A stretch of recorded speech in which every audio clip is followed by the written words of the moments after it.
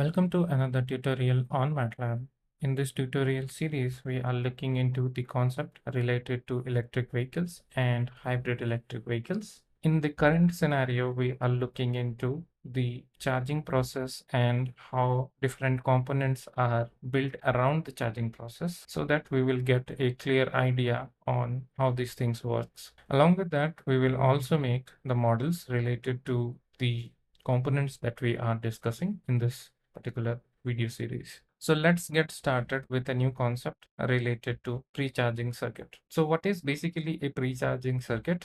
So basically these are the types of circuits that are used as a protection circuit that helps to charge any device or discharge any device safely, that will help to protect the components from the overcurrent or overheating to prevent the damage. If you see here, we have a simple pre-charge circuit. So here we have this high voltage battery with, you can consider the voltage of the battery could be like 400 volt or 800 volt. This is basically, we are considering the entire battery pack.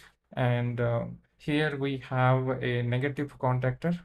So basically, you need to close the circuit with the help of two contactors. One is the negative contactor, another is the positive contactor. So these are the two major contactors which helps in continuous flow of current in the circuit. And along with that, if you see over here, we have a capacitor, which is a load capacitor. So why this capacitor is coming into picture? So sometimes we deal with inductors, sometimes we deal with inverters, motors from the battery. So the battery is charged. Now you will be using the battery to drive some component. So these components could be motor, inverter, or any other inductive devices or capacitive devices. So if you see any inverter or if you see any motor, so in that case, basically they use the capacitors to improve the power quality, maybe to reduce the reactive power that is produced in the motor, in case of motor. And in case of inverter, we usually use it to stabilize the voltages. So in that case, this capacitor is coming into the picture. So that is why we have considered a load capacitor as the output. So this is the entire part, which is the load area. So right side is the load area.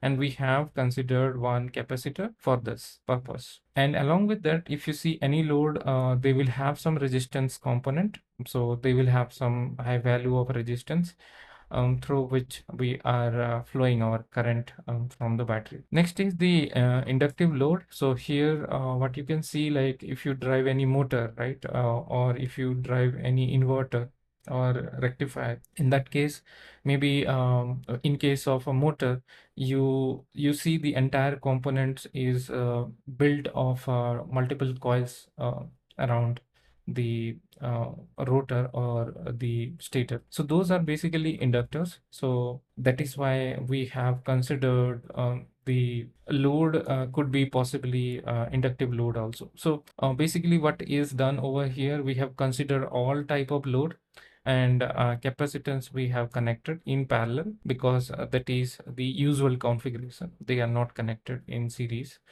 just to avoid the open circuit part. So if you see the entire circuit on the right hand side, this is the load part, and we left one component which is basically this pre-charge resistor. So this is a high value of resistance that we usually have, and this prevents the high amount of current to flow. And with this we can avoid the switches to blown away. So why switches will blown away with the help of like with the switching of the high voltage battery. So over here, if you see, this is a 400 volt battery, and when you connect directly the positive contactor, right?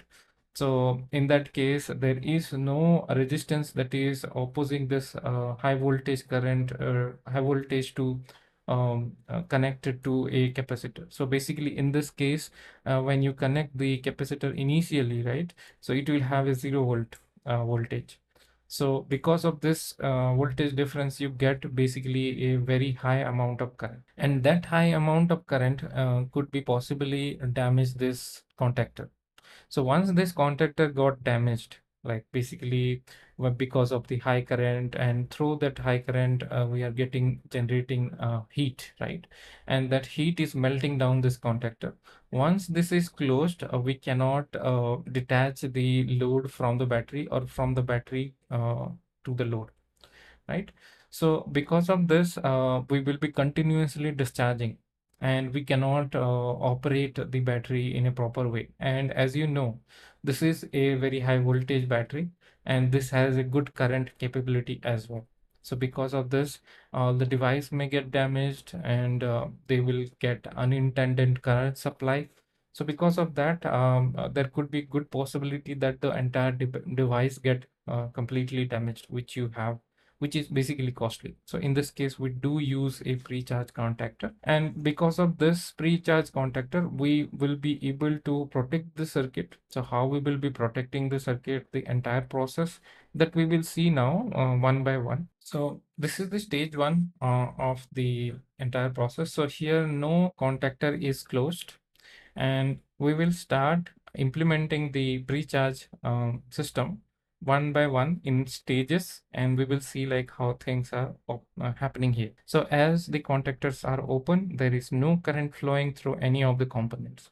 Only the high voltage battery has the voltage, which is, it is trying to push, but there is no closed path. And in this case, we will also see how the capacitor voltage is changing. So in this case, we will see like we have two states for the capacitor voltage. One is the transient state where the capacitor is gradually getting charged, and another is the steady state where the capacitor is fully charged and then it is open circuited. So in stage two, we will see the first contactor getting closed, which is the negative contactor. In this case, also there is no closed path that is there, and no current flowing through. So this is the first switch that gets closed on the negative contactor. Now, when we do this next step, like going to stage 3, then in that case, we will be able to see now the pre-charge contactor got closed, negative contactor and the pre-charge contactor are now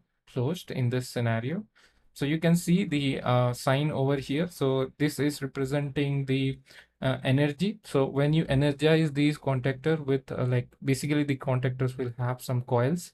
If you pass current through those coils, then contactor will get closed. So in this case, we are basically indicating this with the help of the energy sign. Basically, we are energizing the contactors to close them. So once we close this, then there will be a current flowing in. So if you see, the current will flow like this, and the voltage, like the current will flow in this way, and the voltage in the capacitor will gradually rise. So the voltage is initially 0. So if you see, we are getting very high voltage difference here, 0, and here is the 400 volt. So because of this, there could be a possibility of very high current, but we have not closed the main positive contactor. We have just closed the pre-charge contactor, and it has a very high resistance, like a 50 ohm resistance, for example, and this will prevent the entire flow. So if you see here, you are getting around 8 amps of current, 8 amps of current that you are flowing through this, and that can be managed with the help of this contactor. One thing we need to consider over here is this pre-charge contactor should have a current rating higher than these required current rating. So otherwise it will also get blown up. Once this current is flowing through this resistor, now 8 amps of current is flowing through this, and gradually it is charging the capacitor. So basically it is gradually charging the capacitor, and suppose here it is reached to 390 volt. 390 volt is being reached in this case till when it reaches to this point. And once this reaches to this point, then what happens? Stage 4 will come into picture. All the switches will get closed in this case, as we are trying to switch between the pre-charge contactor and the main contactor, positive contactor. So first we need to close both the switches, and then current will be flowing through both the component, and in this case we are getting the capacitor charge to around 400 volt. And with this, what we can do, like it will not be exactly 400 volt, but little less, because we want the current to flow. So current will flow in this case, and then next time what will happen, here the pre-charge contactor will lose its energy, and it will get open, and the main contactor will get closed, and the capacitor voltage will now achieve a steady state. Then you will be moving to stage 5. So here you have reached a steady state in this entire process, and the capacitor voltage is good enough. Now it is around 400. So this is around 400, and in this case no current is flowing through this. Now the current is flowing through the load. This will continue unless we want to stop the current, and this entire process now is stable. Now the current will flow, and the control pilot, as we discussed in the previous videos, will take into action and try to regulate the current flow that is flowing from the battery, okay, to the load. So load here could be anything, like a motor or inductor, and then it will close. So load could be anything like a motor or inductor. So this will continue. While doing the charging process, right? So while doing the charging process, we do encounter this. So basically, this is related to the discharging process. As you can see over here, there is a battery, and here this is the load. So while implementing this charging process, our load will be the battery, okay, and our source will be the charger. So in this case also we need this pre-charge contactor or pre-charge circuit, because there is a very high voltage that is coming in from the source, and there could be a good possibility that we have inverter and other converters that are available. Those use the capacitors, right? So because of this, we do need a pre-charge circuit for the charging process also, and because of this we need to understand like how this pre-charge circuit works. And once this charge connection is being established, then control pilot will take the action, and it will try to regulate the current through the pulse, and the charging process will go smoothly. In case you are liking the channel, please consider subscribing. In case you have any comment or query, please let us know in the comment section. We will be more than happy to clarify your doubts. Have a great day ahead. Happy learning MATLAB. Thank you.